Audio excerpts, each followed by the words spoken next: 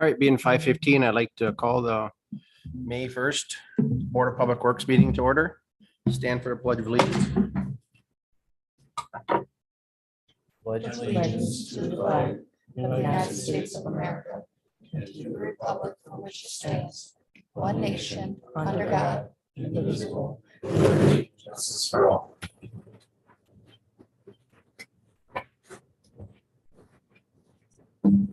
Roll been taken. I'd like some motion to approve the agenda as read. Motion made by Bernie, seconded by Mr. Barrington. Any other discussion? All in favor signify by saying aye. Aye. Opposed? Motion carried. Public input. Public input. Seeing nobody. Go to the next one. Wastewater treatment plan updates. Okay, I'm filling in for Ben. He is out sick today. Does anybody have any questions on his notes that he provided? Any questions? I'll just highlight briefly a couple things. The biggest being the thing that always happens this year when the water's so high, the influx of I&I going to the treatment plants. Added in his notes, the peak daily flow had reached 3.5 million gallons a day. So that is a lot. Doing the televising that we did downtown for this lateral verification while the water was so high, they estimated, and it's just a ballpark estimate, but just during their cammering, they figured that the water that was infiltrating the laterals, plus some of the downspouts they found that ran into the sewer, combined to be about 1 million gallons a day. So we're hoping with sealing everything up in that region, we hope to see a number that's more towards the 1.9 versus the 2.9 coming into next year, but we will see. The sludge hauling hasn't happened, of course, because of weather. The farmers still want it on their fields, so it sounds like they're still going to hold back, giving us the opportunity to get it on the fields, which is a good thing because in the one note, the haul-in waste that we had from septics almost tripled from March to April. So there's a lot of sludge with that. We need to get that hauled out. What else is there? Oh, and our new employee started on April 17th. Roman Munch. He's getting acquainted with the facility. He's learning quickly. They pretty much ran him through learning everything about how the plant operates so far, and getting them into a lot of the maintenance aspects of the plant. So everything's looking good on for the new employee. And Ben's working on the final DNR documents that are due in June. Once he has those put together, he's going to bring them to the June Public Works Board of Public Works meeting. Does anybody have any questions on that? All right. Thanks, Robert. Next, we'll go to approve and recommend to council the preliminary assessment resolution for water laterals on Quincy Street from Wyman Street to Smith Street. Robert? Okay, this resolution is pretty much the same thing you've seen for the downtown project, excluding the sanitary sewer portion of it. They have to replace a section of water main. New London Utilities has to replace a section of water main on Quincy Street from Wyman to Smith. And when they do that, they have to do the laterals for that stretch. We kind of handle the assessment side for them, kind of like how they handle the sanitary sewer bills and stuff like that for us. Seeing as how we take in the assessment money, we're doing this work for them, which is all formality parts. They've been out talking to those residents on that block, so they're pretty much aware of what's happening out there. So this is just the first step in getting the process rolling for that. Wasn't that the section where we were having all the trouble before? With buyers had a couple backups and stuff? Wasn't that the same section? Backups with the sanitary, that was the same section. But that's sanitary sewer. We're not actually doing anything with the sanitary sewer on there because our main is in halfway decent shape. And nor do we have the funding to go after that at the same time they're doing this. Their water main's located on the north side of that street, so they'll be putting that new line in at that point. They already stubbed in from Wyman, so they don't have to go into the portion that was already constructed. And they'll tie in at Smith Street. It's a section of line that I guess it was found to be undersized, and per the DNR, they have to do it this year. That's why they're putting that in. When we did that section of televising for the sanitary sewer, they took and launched, I had them launch the laterals so we could see to make sure that it wasn't on our end that the issues were. There's a lot of them that are having issues with roots intruding into their laterals. So from that aspect, that would be on that property owner to repair that part. Would we offer the same available 10 years? The city will pay for it and they could pay it back to. For the water side, that Jason's actually looking at funding, and per the PSC, they have to cover, the NLU has to cover the cost of the water main and everything until the property line. For that portion forward is pretty much what this assessment's for. And he's hoping to get funding for that. Okay. But we're doing this all ahead of time, so that way we don't have to go back after it. After it's already done, it's a lot easier to do this and not need it versus doing it after the fact, because then you have to submit so much more things. So he's hoping to get funding where the residents do not get charged, or if they get charged, it's a lot lower than what it'd be if they were on their own. Nice. So are they getting, if we get charged, are they gonna get the same deal that we did for everybody else with the 10-year assessment? That's decided down before the final resolution is adopted.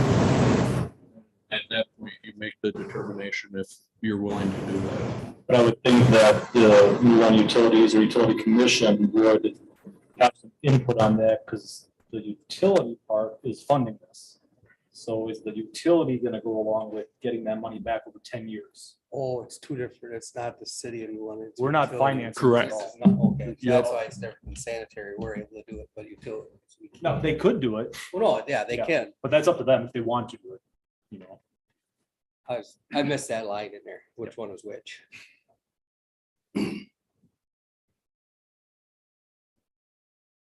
Any other questions for Robert? Seeing none, I will look for motion to approve and recommend to council a preliminary assessment resolution for water laterals on Quincy Street from Wyman Street to Smith Street. Second by Mr. Dorsey. Any other questions? favor, signify by saying aye. Aye.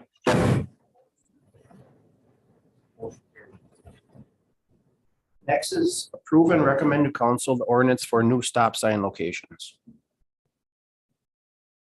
Okay, for this, usually wait till a little bit later in the year, but I really wanted to get one intersection taken care of right away.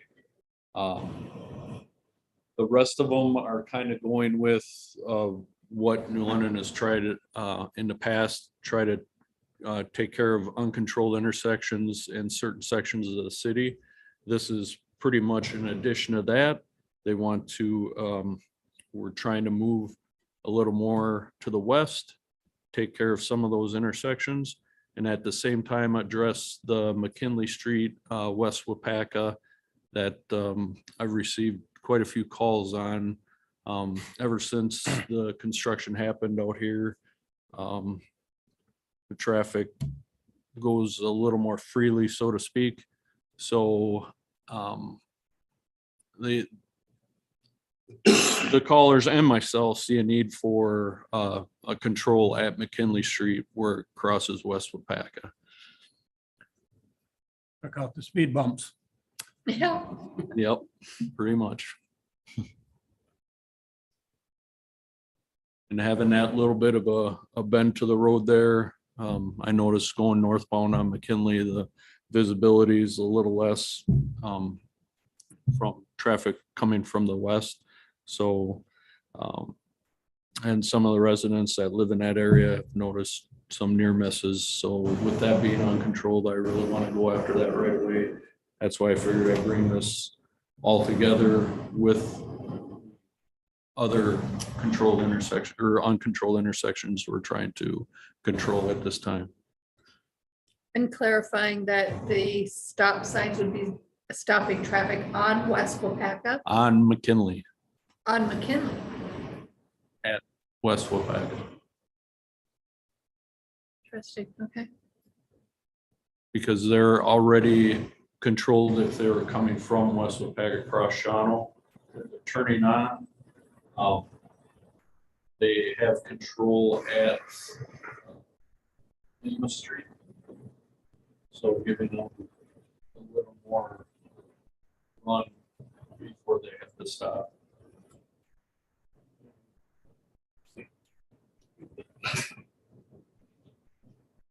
Definitely expect to set the right direction.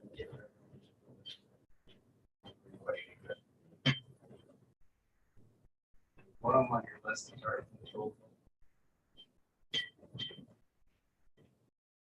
I guess I would just like to have it. That's, there's the stop sign of There's a, Dexter, I believe, already going across Minerva. that's a T intersection, correct? I don't think so. Last time I didn't see my backyard, I should remember. Over by my house, Chad. Right there. There's nothing never on mind. Minerva. Martin Street's the one that runs that way. See it? It's on the wrong road. Yep, that one is controlled, the Martin. And Yeah. I know. But I don't know why it's about to stop. This is the one right. Yep, that was off a block. Back to the McKinley West Wapaka Street one. Do we have the complaints that are happening? Are they complaining that it's the McKinley Street traffic that's going too fast or the Wapaka Street traffic? Or It's is it not a they're- complaint either way. It's in general that when there's Okay. approaching traffic from both directions or both streets, that neither one is really paying attention to the fact that it is uncontrolled and they have to yield. Yeah, and the only reason I'm questioning that is because there is not as much traffic on McKinley Street in general as there is on West Wapaka. So wondering which direction it should be controlled from. I mean, I guess it doesn't matter as long as it's controlled, but Right. I if you're figured if you- concerned about, If you want to keep the flow of traffic somewhat going, and if they mind the speed limit, then you're actually traveling a little longer distance before your first controlled intersection on Wapaka. Yeah, And being that this is kind of a confined area anyways, not yeah, a lot of through traffic, that you're stopping the traffic that's on those short block segments trying to get out of that area. okay, I can buy into that. Any other questions for Mr. Gursky? Seeing none, I'll look for a motion to approve and recommend to council the ordinance for the new stop sign locations. Second. Motion made by Mr. Herter, second by Mr. Ritchie. Any other discussion? All in favor signify by saying aye. Aye. Opposed? Motion approved. Review and approve downtown lighting for the 2024 downtown reconstruction. Mr. Gursky? Okay, for this one, we held a public input meeting on last Wednesday. And I displayed several, actually 4 different arms and 5 different luminaires. I explained at the beginning that we're trying to go with to keep costs down. We're trying to go with a fairly simple base, a standard round pole that would be black. If you go up one more slide, Chad, there we go. So don't mind the arm and the luminaire on this one, but that kind of is what the standard black round pole would look like. The base would be a little different, but it would still be the smaller variety, trying to keep the cost down. It still hides all your mounting bolts and everything like that, and it does add some decorative flair to it, but it's not extremely expensive as a lot of those bases. They trend anything over 18 inches is well over $1,000 per base. So to try to keep the cost down, this is smaller, but still accomplishes what you need accomplished as far, in my view, to cover up the hardware and still provide a little decoration. They looked at the 4 different styles of arms, that being a hoop design one or a hook design one. They have a lot of different varieties, side mounted, top mounted, different designs in them. And then they came to these, I don't even know what you'd technically call arm design, but they have kind of a rise to them. One has the decorative scrolling underneath. They would both be tenon mounted or mounted on the top. That means with that kind of cross up where it mounts on the top of the pole. These aren't, there's the other one that's exactly like it, but it has no scroll design underneath it. Those 2 options there were the same cost. And then there was this one I showed as an example. Once you get away from those basic designs, you start jumping up more into this category where they're a little bit bigger, they're a little more designed to them, and the cost is through the roof, so to speak. That arm there is $2,000. So that times, I figured 30 poles is a lot of the budget. So I just wanted to show that to everybody that came and show that to this board. That say once you get out of those basic designs, you're pretty much out of the ballpark as far as budget for lighting. And then we had 5 luminaires. That was the first one that we went, was the cheapest. That one right there.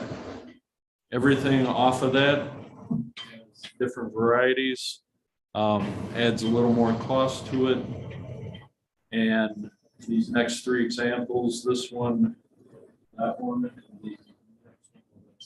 and that one, all cost the same, but were at least $500 more than the first one.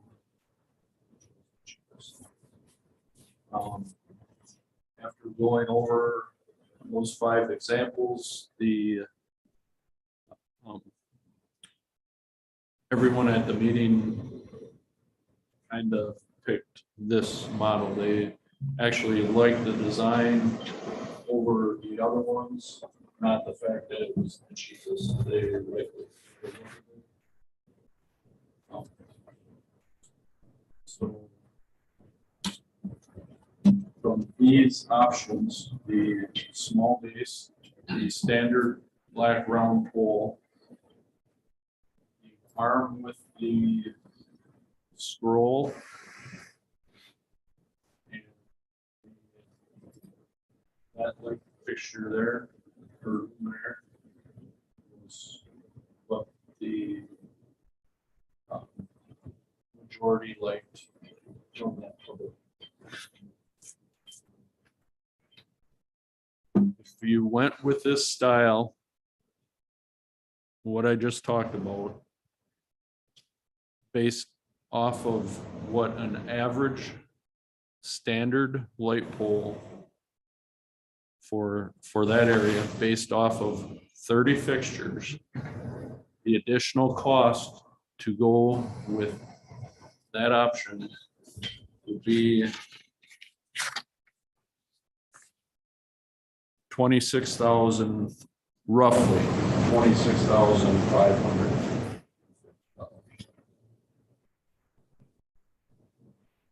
That is based off of standard lighting coming in at around, these are based off of 2022 numbers, adding a little bit for inflation. The standard light poles, the full setup running an average of $2,800. The funded portion for the grant, 80%, $67,200. City costs the 20% of $16,800. If you look down the line at ARM option 2, 3, which were the same price, the item cost line, which is the cost with the luminaire that they picked out, the cheapest luminaire, is $3,685. Under the city funded, you see $43,350 as the 20% cost.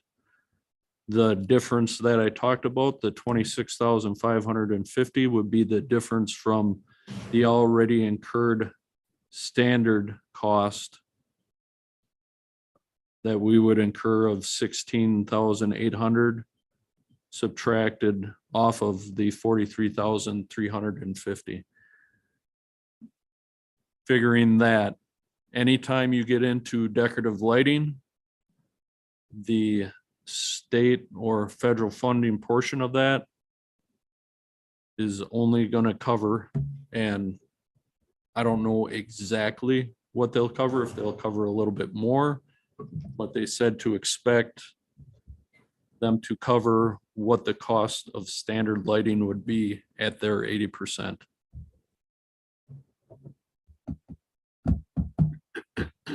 Right now in the funding that we submitted for that grant, for 30 luminaires or 30 light fixtures in total, we're averaged at 4,000 per item. So we had a budget line in there of 120,000. With the ARM option 2, 3 with the cheapest luminaire, we're looking at a total cost of 110,500, but we can still expect only the funded portion, 80% of 67,200. that does not include the flag holder and banner and outlet. That is correct. Those are all additional. Did we get an answer on the decorations? Absolutely. They said the pole that they presented or gave me the specs for. Right now, our decorations weigh between 15 and 20 pounds. And I asked that we don't exactly know what we're gonna have on these because we're looking into new decorations. So I said, let's say they pick something out elaborate and it weighs 35 pounds. Can this pole take it if we have a bracket on them to where we can utilize the flag holder? So she looked into that and she said up to 40 pounds. We're still okay. Those poles will still meet the specifications.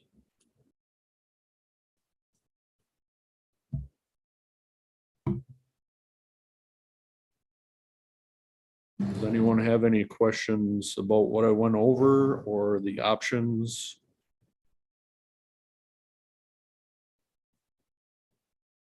As we talked the other night, I think it's a good idea to decorate them up a little bit, but not get too crazy. That's why we went away with the secondary light, because there's no real cheap option if you add a second light like down there now with the LED platform. All of that factor will go into the actual engineering of where these posts will sit and the spacing.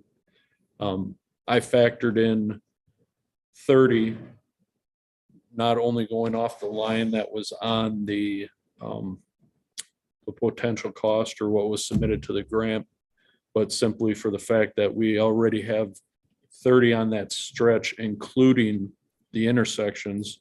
And those intersections, lighting wise, would be pulled out of that because those would be the standard lighting off of the traffic signals. The controlled intersections. Controlled intersections. I keep forgetting the control part. Shawno So and Pearl. what we're gonna review and approve, are we gonna do the GFI outlets and stuff right away too? Or is that gonna be something different? Otherwise, we're gonna keep talking about these poles getting it. I'd rather have it all done now. I think they all need a flag holder. They all need GFI outlets. And set a limit to how many we put banners on, because we don't need, all 30 poles do not need a banner holder. We're not gonna put 15 banners down Main Street. I'd like to get it all in inclusive and done. And I'm all for that. Well, I sure could go. Why would you not put banner holders on all of them right away? Curious why you wouldn't do it.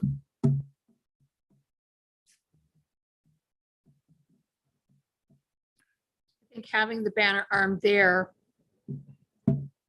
is not a bad idea, whether you put a banner on it or not. And if we do anything with, when the veterans we're talking about, we might want all of them. One thing I can look Good point. I into, mean, you're right, we probably just put them on all of them. but what I could look into is to see. My main goal of tonight was getting the pole, the arm, and the luminaire approved for the simple fact that that can all go back to the engineer and they can start engineering the lighting layout for down there. I can double check to see if these can all be added easily after we already have the poles in place, and then it's a simple, okay, they can be added after, and what do you want to do then? What's the Because cost there, per pole? What would be the cost for the poles with everything on them? That's right. It's Oh, 4,500 if you put a 450. flag pole holder on all of them. What I'm saying is what's the cost of the lights with the, everything on them? What's the total cost? Yeah, of, The total of each cost one? Of each pole? With say the flag holder banners and the GFI. If you add these four numbers up, you're at 4,255.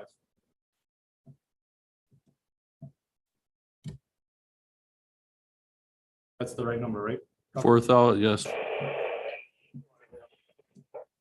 If you put all that on every pole. So if every, 4,300 a pole. With everything.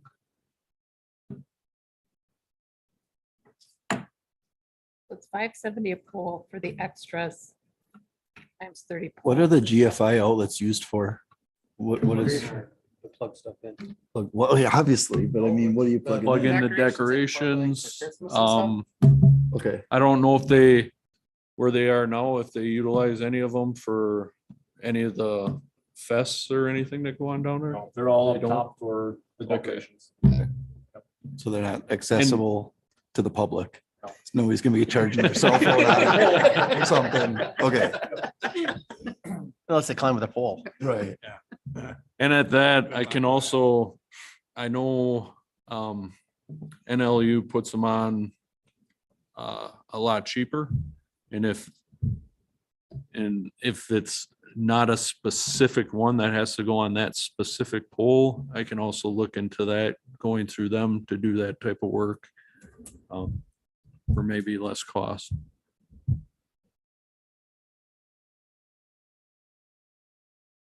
So we really do need to do more research before we decide on those. Well, we don't need to, but we probably should. Other than the fact to know that they can go on the polls if you accept the polls that are on the docket tonight.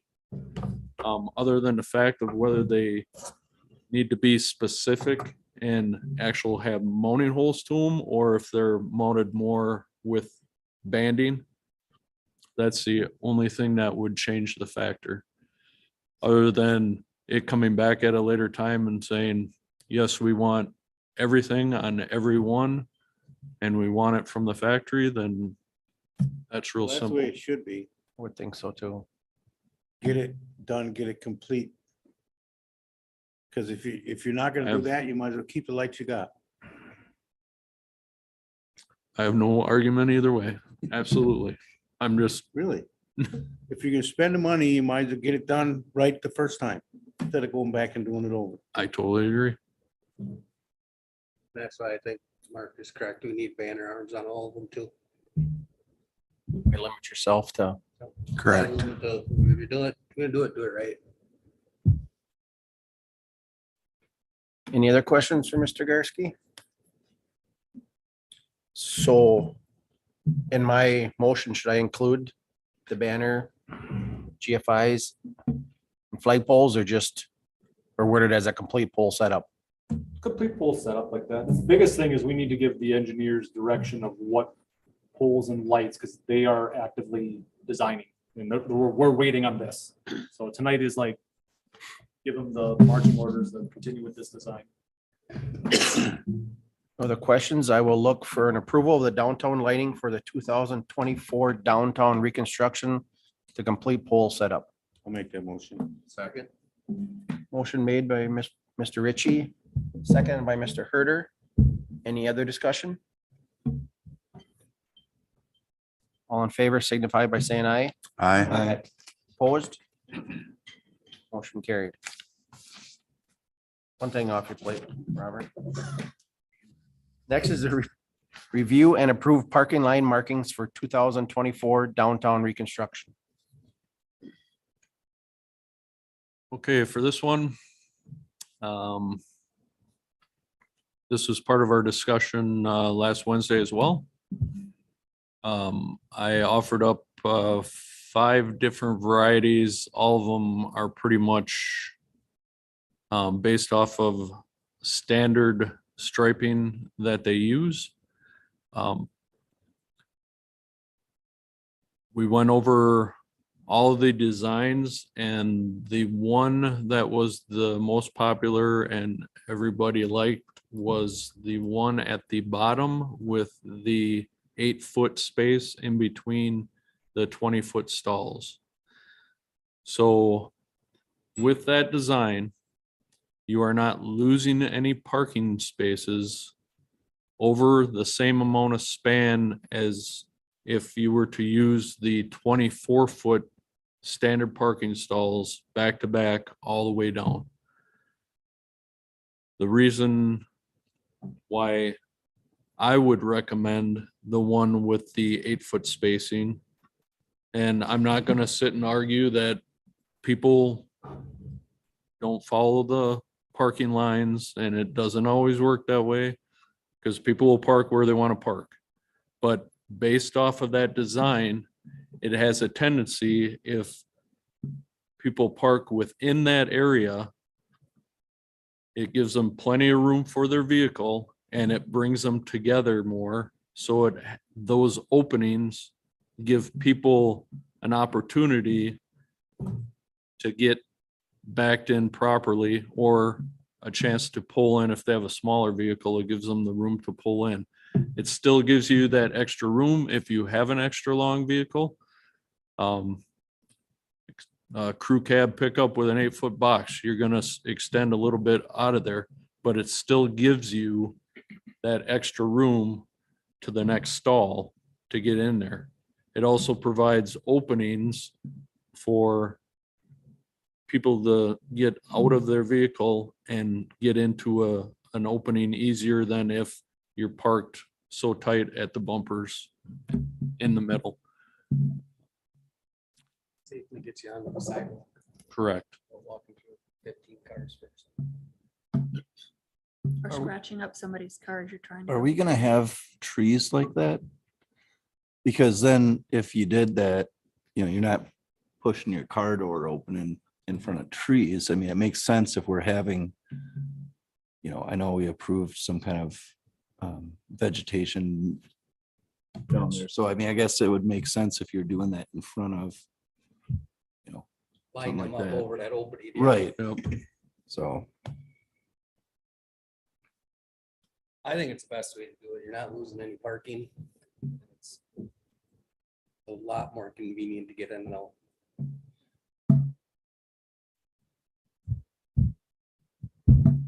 I have one question. Has there been any thought to charging stations, electric cars, charging stations? There has not, to my knowledge. There's been kind of discussion to think about that for future planning of the parking lot. Yes. And at minimum, I mean, we can put some conduit in the ground just to be prepared for it. Because it's common.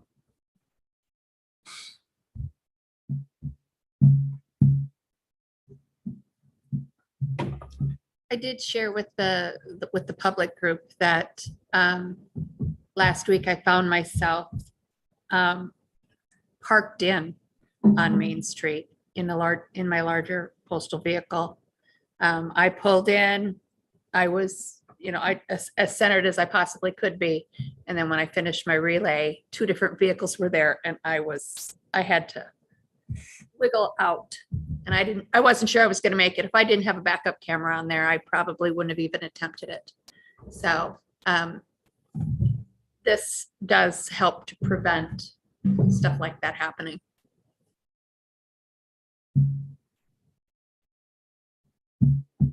Any other discussion? See no discussion. I'd like for approval of the parking line markings for the 2024 downtown reconstruction. So move. Second. Motion made by Mr. Barrington, seconded by Mr. Dorsey. Any other discussion? And to be clear, we're doing the 2020 8-foot gaps. Yes. We're doing the 20 foot with the 8-foot gaps, correct? All in favor signify by saying aye. Aye. Opposed? Motion carried. Discuss making St. John's Place and Lincoln Court one-way streets. So on this one, this all stemmed from a conversation that started when we started talking about doing one-sided parking on St. John's. It was brought up in a discussion about making St. John's and Lincoln Court, which would be pretty much north of the new parking lot, one way out of town versus two-way traffic. The only comment I have to make about that presently is, well, there's a few, but I guess the biggest is, I think a lot of the problems that you have right now with two-way traffic, especially on St. John's, is gonna go away once all those intersections are marked correctly and the parking stalls are set back to where you have plenty of visibility going south on St. John's, turning either way on North Water Street. The other thing I would hate to see is the flow of traffic only going to the north, sending people out of town if they're looking for parking on that street and there's none within that first block, then they're actually making a whole loop to get back down onto Main Street. The additional signage, the fact that we know how it works on Lincoln Court right now with the fact that they miss signs that are already up there that indicate that it's one way. I think you're introducing too much risk versus the simple reward of not having that extra flow out onto North Water Street. And I would like to add that the business at 205 on St. John's there, their loading and unloading happens on St. John's Street on the side that would be the wrong direction. So if they were parking, it would be tough for them to do their loading and unloading there. If we made it one-sided parking and then one-way street. We're just talking about the one-way street for right now. Okay.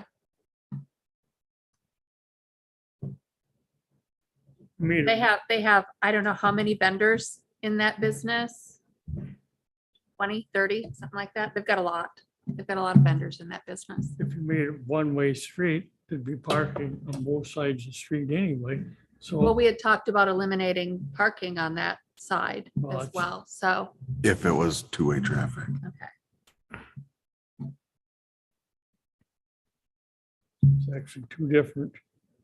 They are two different things, but we had talked about both and I didn't want it missed in either discussion. Robert, I was all in on making that one-way streets. But you bring up a good point about having to, once you funnel everybody out to the north, why turn around? They're not gonna turn. Yeah, why? Man, you bring up a good point. Big loop back. Once they turn down there, they've got to go down there to make this big circle anyway. You can't go down there with much of a vehicle at all and do a U-turn and come back and park on the other side of the street.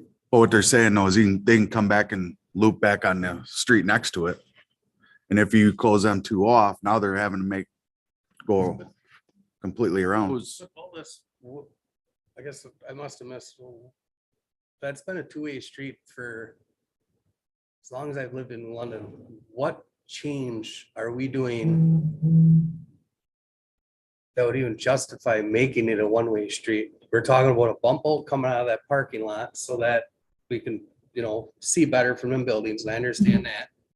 We're gonna fix this intersection down here so you can see around it better and make it a two-way street. I don't see any benefit at all of turning that into a one-way street and it hasn't been one for forever. It's not like the street's too narrow, I don't see it. I think it was originally because of safety. You guys were saying that we needed bump outs down at the other one. And this one is just as dangerous, if not more dangerous, because you got traffic coming from Pearl Street in one block, you're there. by going one way, and not only that, with the two-sided parking, I mean, look at how close that is to put 4 cars on that road. So that's why if you do one way, then you're only putting 3 cars on that road instead of 4. It's just 1 block up and over. So, everyone kind of agreed coming out of there is you can't see. And even the parking lot, I mean, honestly, I was not a big fan of how you guys designed the parking lot, how it goes all around that one electrical box. I mean, it was kind of goofy to me. If we did one way, we could keep that, do a different design. I don't know. But originally it was just a safety issue because you come out onto Main Street and it's difficult to see. Lincoln Court is a one-way street now, and it's not observed as a one-way street. Yeah, but There are it's not gonna multiple- be a street, it's gonna be a parking lot. I understand that. I'm just stating for the record that we have a one-way street that is not currently observed as a one-way street. I don't think that they're going to observe St. John's as a one-way street, or even the parking lot as a one-way street. And agreed as it was brought up, the discussion about the one-way street parking was because of all these risk factors. And I think Roberts has done a great job of eliminating those risk factors with the bump outs and what I don't want to call it a bump out, but your curb out. Curb extension. Yeah, curb extension. Off of the alley. So it addressed a lot of the safety concerns. And those parking with laying it out, I got the initial print of the parking lot, or not the parking lot, the actual parking stalls that are on North Water. And being able to adjust those a little bit, allowing that intersection to open up more. It'll definitely help with visibility. Are you gonna move the parking stalls that's in front of the bank now? Are you gonna move that first one back too? Correct. That one that is Yeah. under the cursor, yes. Mhm. Right now, that's technically too close to the crosswalk, the way it sits right now. And with the spacing, if we shift it down, not saying we'll have that same number because there's, those stalls are a lot tighter than a typical 24-foot stall. But when you make the adjustment and slide it down a little bit and still have your clearance for that Pearl Street intersection turning onto North Water, that you'll be able to shift that down, you might lose one stall in that area, but you will regardless if you lay those parking stalls out like they should be. And that will open up that corner on St. John's. I really think we should take in consideration on Lincoln Street, going into that parking lot. I mean, downtown Hortonville has that parking lot where that's a one-way into it. My theory is making that a one-way into that parking lot. We're trying to invite the public to cross right there in a lighted crosswalk with probably some blinkies or something. And that's just one less thing to worry about, is having a car come out there with with a lot of the pedestrians crossing there. Just my thought.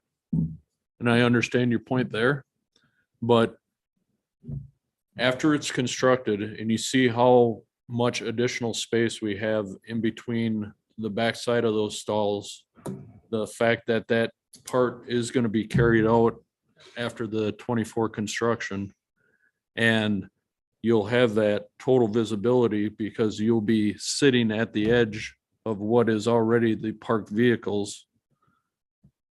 You'll have clear sight of the pedestrians that were to cross properly on that bump out, that smaller defined bump out on the south side and the full bump out on the north side. Your vehicle leaving would be on that side having full visibility of any pedestrians that are on that single cross, plus visibility of both traffic. But you still have the fact that the I pedes- understand pedestrians what you're cross. saying though. We need to keep the discussion to the one-way traffic, but I agree with you. We need to take that into consideration, but that will be a further discussion. Well, that is part of the discussion, though. It says one-way street on to Lincoln. You know, so I mean, that is part of the discussion. So I mean, Well said. legal, if you stop in that parking lot behind the crosswalk, you're not really gaining the visibility of the bump out, except for the fact that you get a little angle vision, you know, from the vehicles. When we put in a parking lot, isn't Lincoln Court ending where that purple line is? Right, where his cursor is there. Yeah, I think the rest is gonna, No longer Lincoln Court. So now are we talking about Lincoln Court on the other side of that? Yes, Side? Yep. up there. Or are we talking about going into the parking lot? that is a fair question. Because that's already two-way traffic right there. Right. It only comes one way into a parking lot that we're gonna make parking lot. That ain't gonna be a road, it's gonna be parking lot. Correct.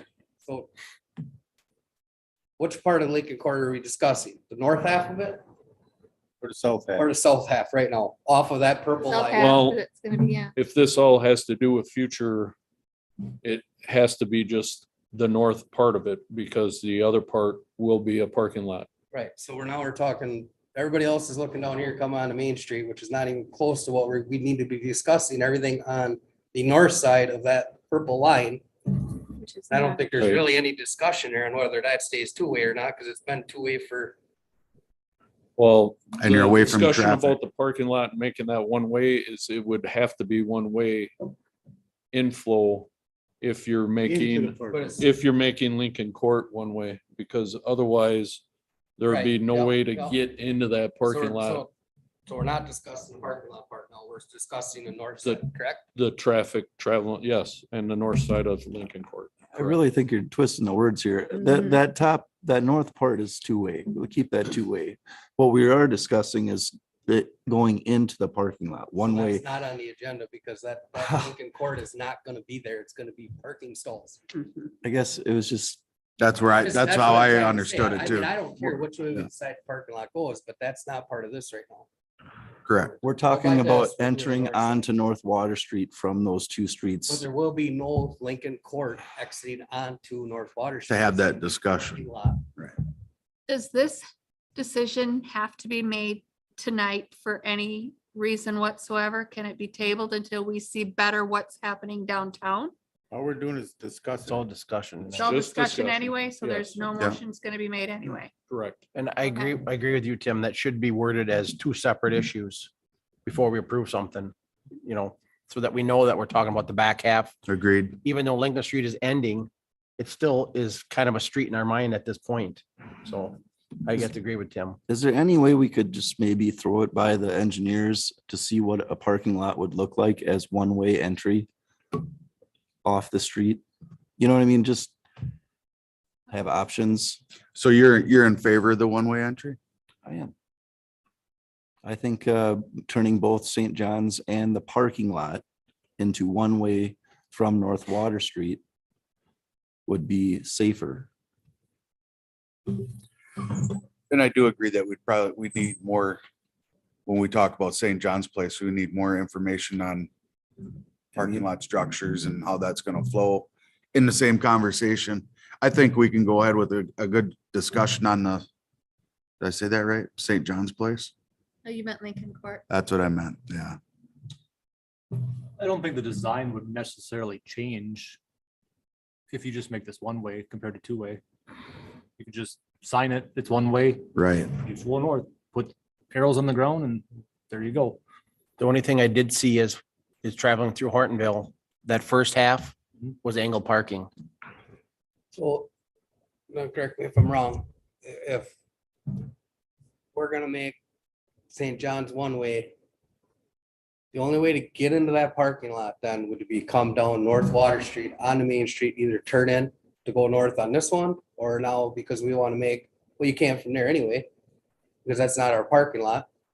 This one? If you make both of them one ways all the way up to the north, the only way to get into that 70 stall parking lot is to go down Main Street. Or come in here. If you turn up St. You're on John's, Main you quick Street. turn in here. You turn by the library, you're now on Main Street. You're gonna have to come onto Main Street, head north to get into that parking lot. So nobody from south Get to the lot. can get to the parking lot. If Unless we they make go through- Lincoln Court a one-way street all the way up. They'd Unless have to they come go all through way the down strip Main mall. Street. Huh? Unless they go through the strip mall off and, Yeah, What is it, do we State really Street? want to divert traffic through the strip mall to go into our own? well, I parking mean, lot? that's the only way you're gonna enter it. Yeah, but they should be able to come off that north end of Lincoln Court. If you continue that being two-way, they could enter the parking lot. Leave Lincoln Court from the, right there to the north is a two-way street. So you can come off of They back just got out of done Lincoln saying they and go want to to the make it parking one-way lot. street. I agree, it should be two-way. But We're going not into saying the that, we're parking saying lot the off parking Main Street, It's just a because it's miswording. not a street no more, it's a parking lot, make that one way in. Instead of coming out of the parking lot on the North Water. Yeah, I see what you're saying. And like John was saying, if you angle those parking stalls, they're gonna know they can't go that way. But you also you got- lose, you you got- you lose lose parking the stalls stalls. when you angle Yeah. them too. I know, but you're gonna eliminate any thought of anybody coming the other way because they're gonna see that. Oh. Well, you're They'll never drive going in to. and back in. You're not, yeah, you're never going to, but it's the theory, I guess. I know where you're talking from Hartendale. So I mean, I guess what I'm hearing in the whole discussion is that we're not interested in making anything one-way street on the two streets. I wouldn't be. So, I mean, when this comes back for an approval, it should be actually separated out versus north half of Lincoln, St. John's, and the parking lot, Right. just to clarify what Mr. Yeah, Roberts so said. people know which ones we're talking about. That Yep. way you got three I separate think areas. Tim Dre, we kind of got a little confused, because I thought you wanted Lincoln all the way down to Main Street. It's like, it's not gonna be there. And that was the same way I was reading it too. So we can, I guess that's why we have a discussion about it, to Absolutely. figure stuff out and try to come up with the right solution at the end, I guess. There was also talk about State Street, I think, in the original conversation last week or last month. You guys haven't talked about that right now yet. Mhm. State Street's gotta be it two ways. And so does McKinley Street. Wisconsin. Wisconsin? I took state off of there for the simple fact that you cannot force people onto private property off a public roadway. Without giving them a way to get out, right? Oh, that's good info. what? State Street? Yeah. Because you cannot force traffic to go through private property in order to exit off a public roadway. So And then if it was McKinley's one- off too for that very same reason? Is that what you're saying? Wisconsin, Or correct. Wisconsin? Yeah. Now you got me called. Okay, so it's the same reason why people want them to be in the discussion. Okay. Put a stop sign over there. Way before my time.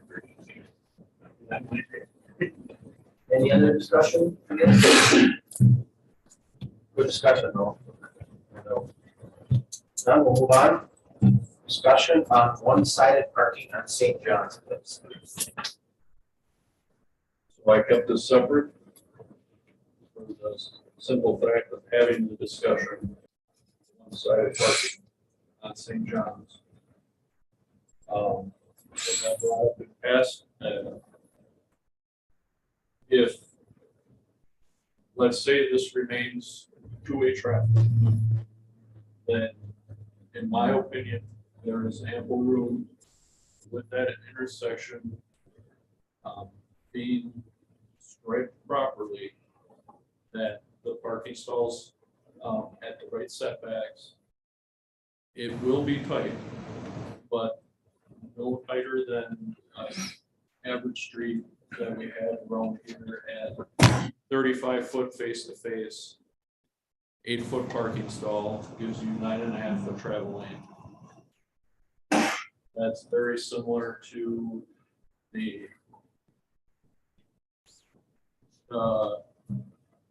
9-foot travel lane that we're gonna construct on Alcan Road. I know there's no parked vehicles next to it, but there's really no defined shoulder, so that kind of gives you a feeling of the width of what you're going through there. So in my opinion, I think it should remain. Parking on both sides. And then we're not losing additional spaces. I know we're getting a lot with the parking lot, but still to have those additional ones utilized, I think would help as far as people being able to park a little closer if they're in need of wanting to park really close to one block. You get one side parking. Well, you could do, Because you're gonna want them, they're gonna, like, London's bustling, there's new business everywhere, the parking lot's full, they're gonna come out of the parking lot, turn back towards Main Street, you're gonna want the parking on that side of the road. Not on that side. That's the side that has business that needs to. Well, and I just got this thought, to do two things, which would be to, decrease the congestion at that intersection off of St. John's. And because that business does have so much loading and unloading going on there from their vendors, is it feasible to make that a loading zone, a temporary loading zone? So that those people with their trailers and different things that are coming in have those spots available to load and unload, because I did see the other day, they were blocking traffic. loading. Someone was, because there were vehicles parked there, so they were hustle bustling to get it all up onto the sidewalk and get out of the street, because they had nowhere to really pull up to. I mean, yeah, that's true. But I'm just, And- Designing the road and the parking for business that's there right now. I think right now we're talking about parking on St. John's. Maybe for a future agenda item, can we discuss loading zones? A The good, thing that's is- a great point. If you want to make. I agree with you because then it would completely. stop someone from parking there all day to be at work somewhere. The thing is, we just purchased the bank parking lot Yep, because there's not enough parking in the city. And right. now you want to eliminate parking on St. John Street? and we're gonna add more foot traffic there with the library Library. moving in. So to me, it don't make sense to eliminate parking when we just spent $92,000 for a parking lot. I still think we need to consider loading zones and stuff. I mean, we've Well, I'm been not approached saying just several have times, a yeah. loading zone at a certain time during the day, but don't eliminate no parking. And that may not be a loading zone there either. And I agree that let's put that on an agenda. We've been approached on that in the last year anyway, of trying to do a loading zone area. We always had discussion on loading zones. Yeah. Yeah. I mean, if it was during certain business hours, you can set those times and it can be parking other times and. So we, Back to the one way. Yeah. One side parking. Yep. We'll get that on the future agenda. I have to agree with Bernie. I don't know why we would eliminate some parking when we It is spent the money tight. to make additional parking. It is Every- tight, it is tight road, it really is, if you got parking on both sides, if there's cars on both sides and you come through there, it is tight, but that being said. I don't see it being that tight with parking lot right there anymore. But Congestion usually slows people down, hopefully. I was just gonna say. that's Yeah. typically what the Typically. DOT says. They actually design tight roads to calm traffic. Just, yep. I don't see a reason to limit parking on that street at all. Hopefully the setbacks make part of this issue somewhat easier. I get what you're saying, Mike. I do get it. To me, it's not the parking, it's the buildings are so close to the Yep. intersection. But if you put no left turn or no right turn, there used to be them down there, I think one we- of them streets. a no left turn out of there, because that's the one with the least visibility. Because you're then, when you're coming out of there from the north to the south, and you're trying to make a left turn, it's 2 lanes of traffic you're concerned about versus 1. And when you're turning right, there's plenty of visibility with the way the bank is, or the library is. We're gonna fix that with moving them parking stalls out of the way so you can see around that corner. Right. Right, I mean, it will be, but if that were the case, but We just I made, haven't- And that's something that we another can look at in the future. I mean, making a no left or no right turn, that's something we can add if we see there's a problem. It's a good I point. think the left turn is the hardest. oh, absolutely. mhm. Well, we just agreed a while ago that even though you have a road one way, that people are gonna do what they want to do anyway. What's So gonna stop? they're still gonna do it. They're yeah. gonna turn anyway. Make U-turns on main streets. What difference does it? Yeah, that's just a suggestion and all that. So I guess we've been having 2-sided parking for this long. Let's just keep going with it. Any other discussion? So just so I'm understanding this correctly, everybody's good with remaining parking on both sides, and then for future agenda, we're looking at loading zones versus parking on both sides, correct? That's what was asked, yeah. Okay. I don't know, not necessarily versus parking on both sides, but Time allotted. looking at adding loading zones. Right. And that would be through all Yeah, the maybe with a Throughout temporary downtown, Not necessarily just St. And John. whatever that may be, just Yeah. not in But I conjunction with just want to make eliminating. sure I parking. can exclude 2-sided parking on St. John's after this discussion. Right. Be honest, now that we got the parking lot there, loading zones were a big fat hole because we didn't have any parking. Yeah. But now we put all these parking lots, so it could be revisited really easy. All right, let's keep her moving here. Discussion on a parking fee for overnight parking on city property. Gursky? Yes, sir. So this was brought to me to put on the agenda, so I did some looking into it. In my memo, I listed what Wapaka currently does. They charge $10 a month for overnight parking. They're issued a permit from their actual city clerk issues the permit. It's displayed on their front windshield, and they have designated areas in which they can park overnight. That is off street. So I tried to find some smaller communities. A lot of large communities do, but you're also talking larger cities. So you're dealing with parking ramps and stuff like that. So I don't think their fees really would go with what we're looking at here.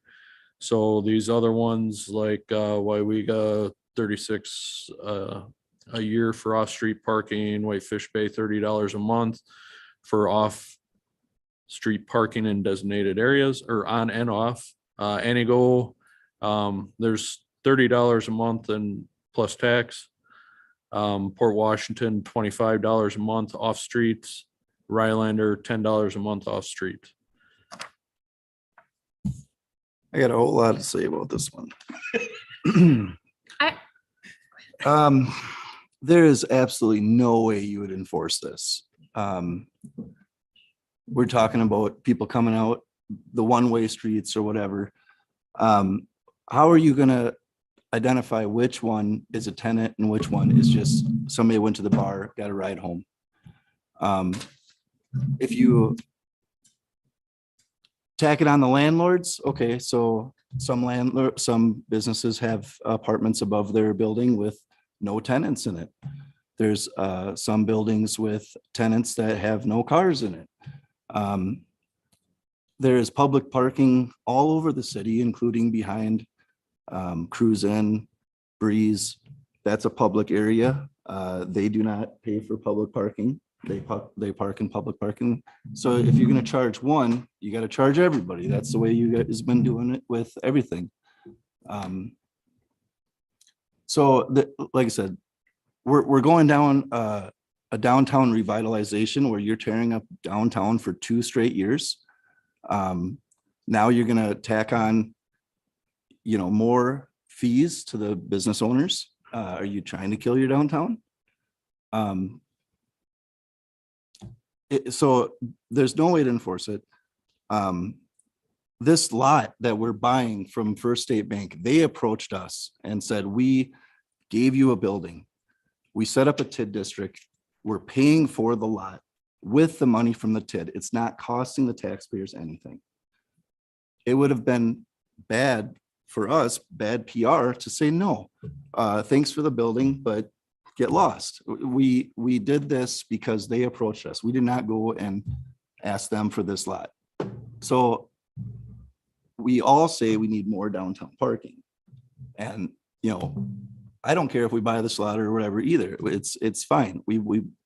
But they approached us. So I guess the biggest thing is there's no way you're going to enforce this. There's no way. You can't enforce a 2-hour parking on Main Street. Could. Tomoy. There's ways of enforcing any rule if we push it. So I have two concerns regarding this. One is we have many downtown bars. This is Wisconsin.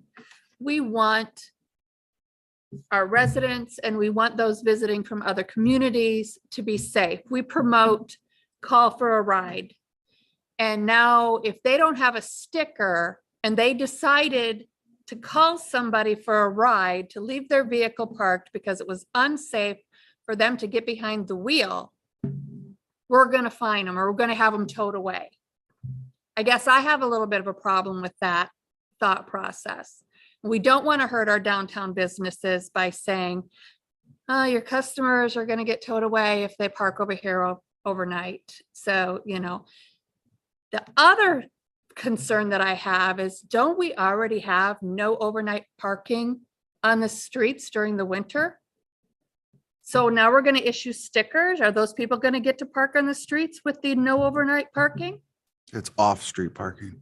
It's It's off-street in the parking. parking lot. This is off-street parking for the parking lots. Is there not already stalls back there designated for apartments? No. No?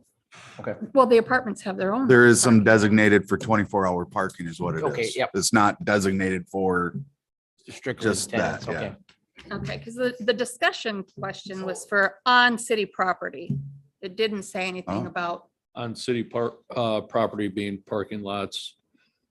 not city streets. Yeah, Okay, because there's already a code for no parking from 3 to 6 on North Water Street. Any time of the year. I agree with Tim. I don't know how you're going to enforce it. yeah, I don't either. And I think it's great if there's some way to implement, but I don't know. You should probably have the chief in here talking on this discussion. Yeah. How they feel about it.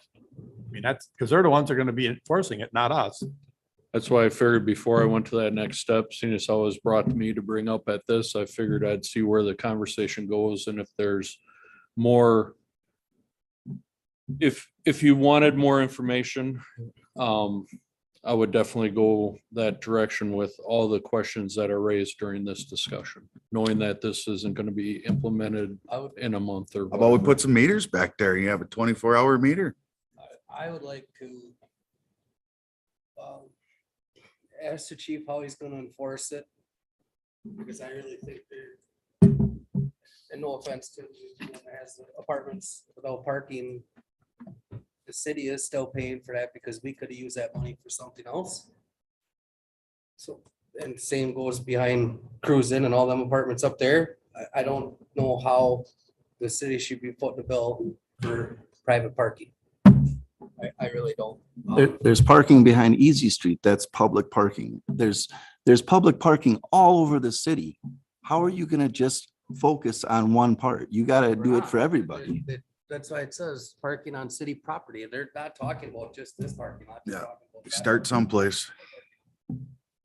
Robert, with the other communities with the fee, was it a general you know, you can park, say this lot we're working on right now. If they have a paid sticker, do they get to park anywhere? Or if I'm number 23, this is slot 23 that I pay for that slot as an enforcement thing, then you know that person gets that slot, paid parking only. They have a designated area. So whether that be, let's say that whole north row would be a designated area for stickered vehicles. Dickered parking or- only, yeah. And then it would be signed sticker parking only for this row. So you wouldn't be pulling the people away on a Friday night, because I also agree with you that we want to promote downtown. We do want to be safe leaving. But it's a good discussion and be going to Yeah. have chief and you know, how other communities do it as far as, 'cause I agree. I And wouldn't wanna then- get hammered downtown. And then if there are people parking in in those spaces and they're at the bar until 2, 3 o'clock in the morning, they're not parking overnight. They shouldn't be parked there at all. Well, then If they don't have a then we're sticker. eliminating parking for That would be eliminating open parking. open Right. parking. Yep. Because you know as well as I know, you come pulling in there at 6 o'clock at night and there's an empty stall there and the rest of the lot's full, you're gonna pull in there. Yep. That's another thing to try to enforce. I get that end of it, like Bob said. A lot of- Same way the people don't want to walk too far, they park in a veteran spot. One thing Yeah. about some of the bars on Pearl Street, they do own a little bit more. You can kind of see, you know, like this is the city lot, so there is some areas that are private back there. Just so, I mean, just for information wise, this would be the city lot, this would be the city lot. These are all private areas right here. If they're parking here, I don't know if that's where they're parking or not. You're right, Tim, then we'd have to address that area too. See, most of Over the here, it ones says all city up by the pantry, their tenants got a spot to park behind their buildings. Up by the pantry, except for where you're going to cruise in. There's not enough parking, open spot there for them to park. But the rest of them where the t-shirt shop is and the buyer's guide, they got parking behind their stores. Is that their property? That's their property. Then they're fine. Because that is not, because we hire a guy to plow it, he plows right down the runway. The rest of it doesn't get plowed, because that's the property owners. That's fine. And they can do that. They could put private, their parking up there and do that. That's easy one to enforce. That actually shows that that's public parking lot right there. Is it showing, Chad? 108, Mhm. In 111.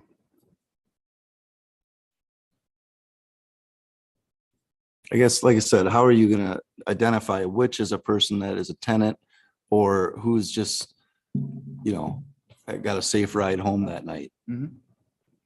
Yeah, I don't disagree with you. You just, your tenants, have them get a sticker like you do for going down here to the approval plant, get rid of your. Boat rust. launch. And put it on their window. Problem solved. The landlord adds whatever it is, $10 a month to the rent. So you'd be charging the landlords. No, you make No, it, the no, the landlord- tenant has to come down here and The get the tenant sticker. pays, you raise your rent $10 to cover the parking. Why would the tenant say, oh yeah, I'm gonna pay for parking when I can just park for free? Because That's if you what we're park for trying to free, we're gonna eliminate, pull Tim. it. How are you gonna know? Why should the Because it doesn't have a taxpayers, sticker. why should the taxpayers have to pay? We just spent $92,000. They pay for the taxes parking lot. too. We all pay taxes. I don't think it would be right to put the cost onto the property No, owner I don't because wanna a put it on the tenant, landlord. Let the yeah, tenant no, come you down can't, here you and get a can't sticker. put that cost on the Then the property landlord owner should tell the because tenant to come down and get it.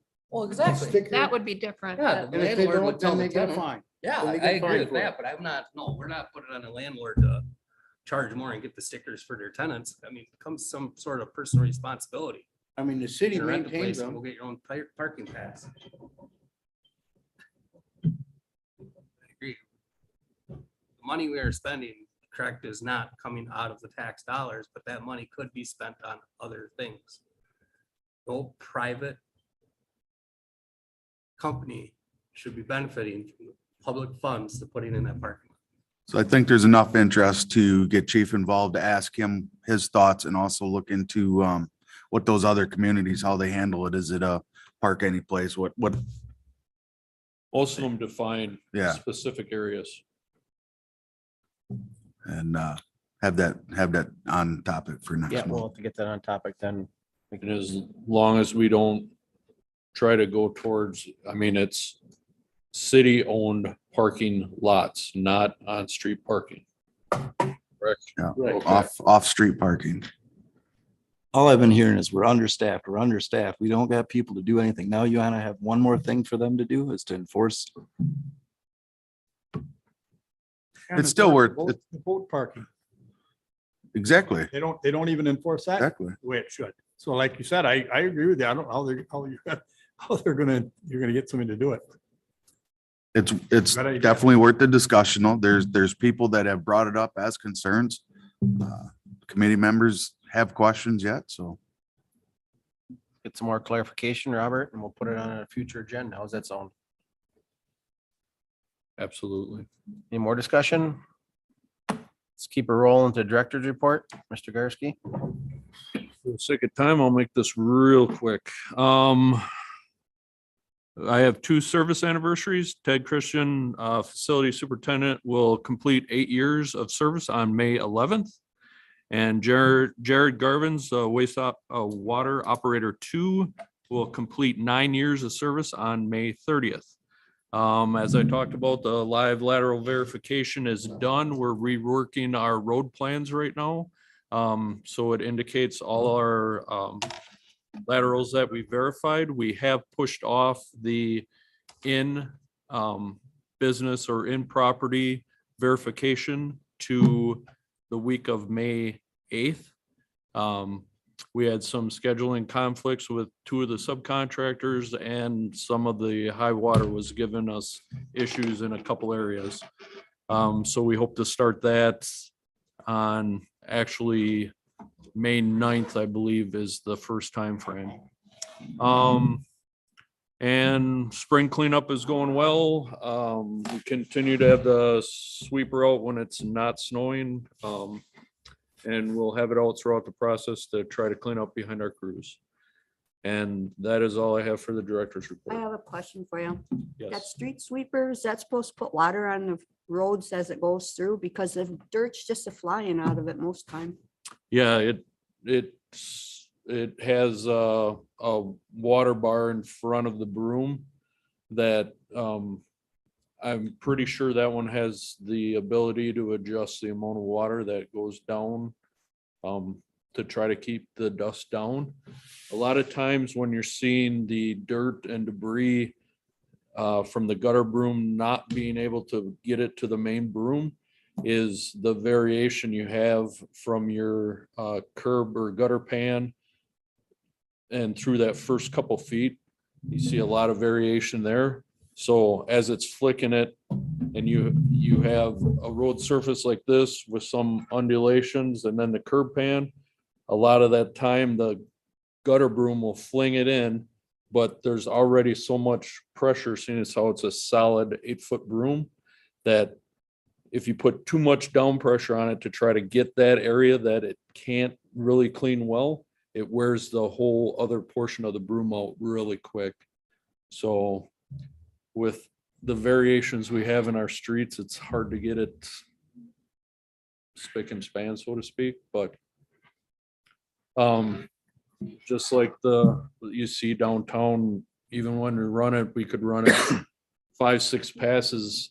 I try to tell them to take a couple if they have time to kind of stagger to go out to hope they get some of that stuff that was left behind a foot or so out from the gutter pan that the broom didn't grab the first time, to grab it the second time to fling it on a more even surface. But right now that'll be solved in 2 years.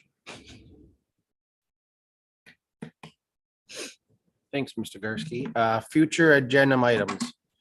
See, we have discussion about large item disposal services. I think we need to jump that up and take some action on it at some point in time. I see communities all over the place right now that are taking care of it. I don't know why we can't get over the hurdle. Either we make something happen or drop it. Boy Scouts, is it the Boy Scouts are doing something on May 13th for So disposal rec- services? Recycling event. Recycling stuff. Electronic devices. Okay. So I was also, somebody brought up, actually Katie Turk brought it up, Shawano and Wolf River Avenue, about getting stop signs or, stop lights there. Traffic lights. At the four-way? Yeah, that needs to be a little bit more controlled. This one, Yeah. that'd be up to the county. Is that, That's County Road. yeah, County. okay. Mhm.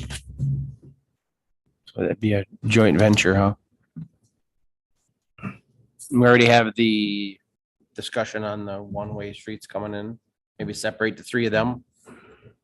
And then future discussion on the parking lot. Or city parking, overnight parking on city property, I should refer it to. Anybody have anything else? If not, I'll look for a move to adjourn. Motion made by Mr. Ritchie, seconded by Mr. Herter. Any other discussion? All in favor signify by saying aye. Aye. Opposed?